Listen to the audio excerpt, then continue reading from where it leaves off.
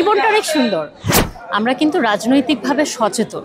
আমাদের সবার নিজেদের কাজে না অনেক অনেস্ট হওয়া উচিত। আমার কাজ নিয়ে সারাদিন ধরে আলোচনা করেন, সমালোচনা করে শেষ করে দেন। পার্সোনাল লাইফে কি করে চললাম, কোথায় কি করলাম, এটা খুব আমি নিজেও চাই না এটা হাইলাইটেড হোক। আমার একটা মানুষকে দেখে জীবনে প্রথম আমি প্রেমে পড়েছি, লাভ এট ফার্স্ট সাইট যেটাকে বলে, আমি প্রথমে এক্সপেরিয়েন্স করেছি।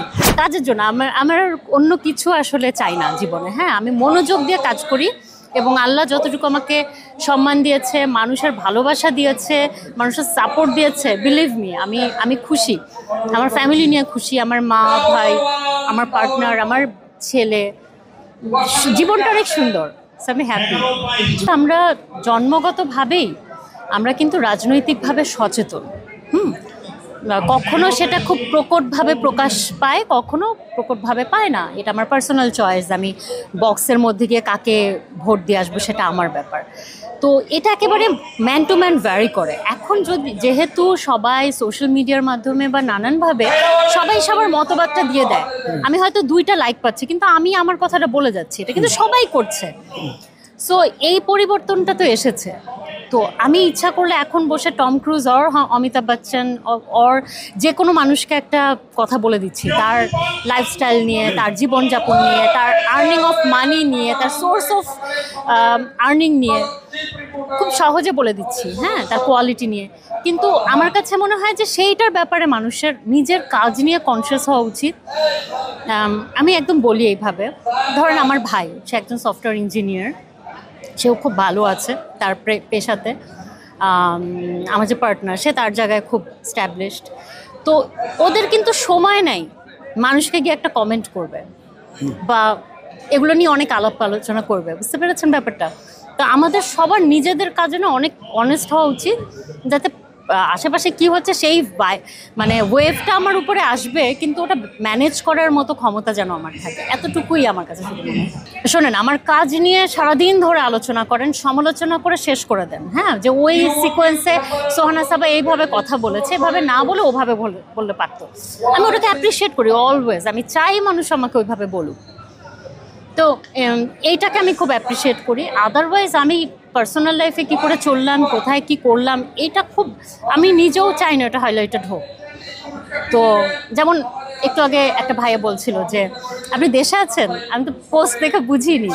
তো মজার ব্যাপার হচ্ছে, আমি যখন কোনো দেশে থাকি, দেশের বাইরে যাই, আমি তখন পোস্ট করি না, কিন্তু সে দেশের পোস্ট দেশে ফেরার পরে তারপরে পোস্ট করি।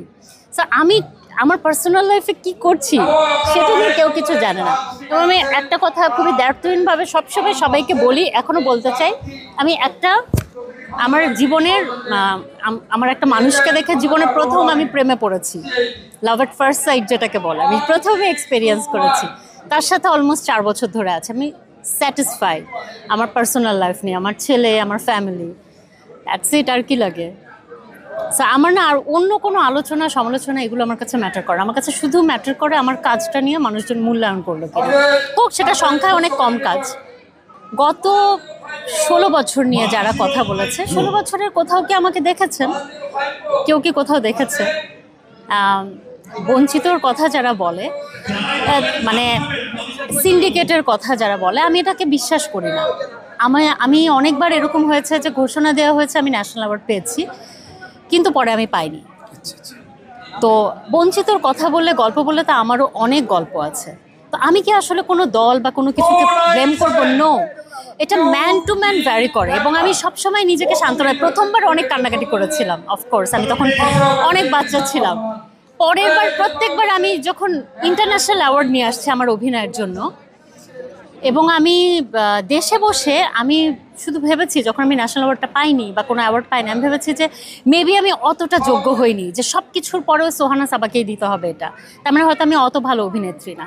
আমার কাছে সবসময় হিসাবগুলো এরকম, জানেন তো, যে কেউ যদি এখন আমি কি ব্লেম করব যে না কেউ আমাকে সুযোগ দেয়নি, এত বছর ধরে বঞ্চিত করেছে, সিন্ডিকেট করেছে। এখন বললে তো আমিও অনেক কথা বলতে পারি, কিন্তু ওটা বলার দরকার নাই। এই সিন্ডিকেট কথাটাই খুব ভুয়া। এখন কি সিন্ডিকেট হচ্ছে না? যারা 16-17 বছর ধরে সিন্ডিকেট করেছে, তারাই কি এখন সিন্ডিকেট করছে না? তারা আগে অন্য ব্যানারে করতে, এখন আরেক ব্যানারে করছে। যারা করে তারাই করবে অলওয়েজ। শিল্পী তো শিল্পী, মানে এটার সাথে ওটার কি সম্পর্ক? কাজ তো কাজই। আমি তো আসলে এই 18 কোটি সমাজের বাইরে না, আমি 18 কোটি মানুষের মধ্যে, এবং যেটাকে বলে স্পটলাইট ফেলা মধ্যে, এবং আমাকে জোর করে টেনে ফেলা হয়েছে কোনো কারণ ছাড়াও। সো আমি বলবো যে সবার মতো এই ওয়েভটা আমার উপরেও পড়েছে। অফকোর্স আমাদের, আপনাদেরও দেখেন না, আপনাদেরও তো নিউজ নেই। কাজ কাজ আমরা যত বেশি কাজ করব, আমাদের নাটক সিনেমা যা কাজকর্ম রিলিজ পাবে, আপনাদেরও কিন্তু মানে বিনোদন সাংবাদিকদেরও কিন্তু সেটা একটা আনন্দের বিষয়, তাই না? তো আপনাদেরও কিন্তু সেই অনেক আগে যে বিশাল ক্যানভাসে করতেন, আমার ফেসবুক ফ্রেন্ড তো সবাই, তো ওরা সবসময় লিখতো যে 10 মিলিয়ন ভিউ হয়েছে নাটকে, 5 মিলিয়ন ভিউ। এখন কিন্তু ওটা লেখা পাই না। তো পট পরিবর্তন কিন্তু প্রত্যেকটা জায়গায় প্রত্যেকটা ক্ষেত্রে হয়েছে। আপনারাও তার মানে ওই নিউজটা করতে পারছেন না। তো ন্যাচারালি আমিও সেটার মধ্যে, সেই ওয়েভের মধ্যেই আছি। আই হোপ এগুলো সব চেঞ্জ হয়ে যাবে। আমি না খুব পজিটিভ মানুষ ভাই, আমি খুব পজিটিভ। বাধা পেয়েছেন কিনা বা ফেস করেছেন কিনা এই 4 মাসে? আমি এমনিও তো সবসময় খুব লিমিটেড কাজ করি। আমি ওই যে বললাম যে আমার আমার ইয়োগা স্কুল অ্যান্ড আমার ইয়োগিস পণ্য, আমার যে জিনিসপত্র, এগুলো নিয়েই এত ব্যস্ত যে বাধাটাকে বাধা মনে হয়নি। এবং আমি আরেকটা কথা বলি, একটা খুব বড় নিউজ খুব জলদি আসছে, খুব বড় নিউজ, আমি একটা সারপ্রাইজ হিসেবেই রাখতে চাই। তো আমি আসলে এইসব নিয়ে এত বেশি ব্যস্ত ছিলাম যে আমার কাছে মনে হয়েছে যে রেস্টিং টাইমও মাঝে মাঝে মানুষের দরকার আছে, না হলে আমি আমার এই দিকে ফোকাস করছিলাম না। 2025 2024-এর থেকে আরও 100 গুণ ভালো যাবে ইনশাল্লাহ। এবং নতুন বছরে আসলে নতুন কী হয়, একই তো, সেই আমি সোহানা সাবা থাকবো, একই বাসায় থাকবো, একভাবেই থাকবো। তবে আমার কাছে মনে হয় যে আরও মানে হয় না, প্রতিদিন নিজেকে নতুন নতুন করে জিনিস শেখাচ্ছি আর পিওর হচ্ছে। তো ইনশাল্লাহ যে আরও বেশি পিওর হওয়ার সুযোগ পাবো, আরও সুন্দর জীবন হবে।